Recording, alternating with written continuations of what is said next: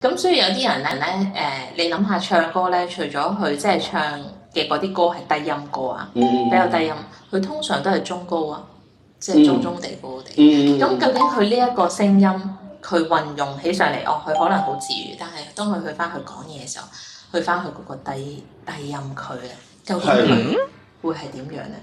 咁呢個真係會唔同嘅，佢可能會發現，我平時講嘢咧，我唱歌都係中音啊，咁我講嘢都中音啦。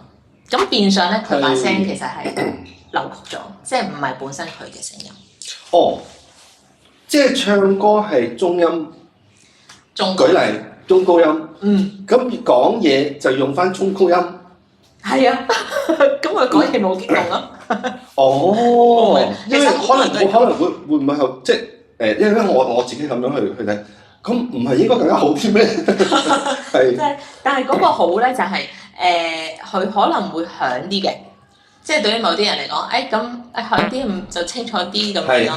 但係對於好似我自己覺得，佢個環境如果係一個比較細啲嘅環境啦，好似其實香港都係人多就地少啦。其實你咁高音，人哋就會覺得有啲煩，刺激好大。係，明白。係啦，咁所以你一般嚟講咧，你會發現住一啲地方咧，可能係空曠啲嘅。譬如其實內地都有啲好大嘅地方啦，即係你知嗰啲人唱山歌啦，咁樣樣啦，係咪？咁又甚至係外國，其實地方大啦，你會發現佢哋咧就好自然個聲音係會隨住嗰個距離、嗰個環境去調節嘅。但係香港咧，相對係會有少少難嘅，因為譬如喺個車度俾你講嘢啦。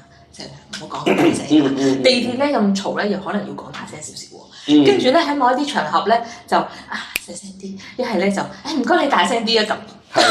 咁你好難拿捏到啦。其實相對咧，你個聲音咧，你就會係即係習慣咗喺嗰個位。原來咧，你揾翻你自己嘅聲音咧，呢個所謂嘅低少少嘅聲音咧，係會好舒服嘅。你識得用佢嘅話咧，佢可以幫你慳力啦。慳力之餘咧，仲要係你又可以傳遞到你內心想要表達嗰樣嘢咯，即係唔需要咁吃力，唔需要咁用力就可以做到。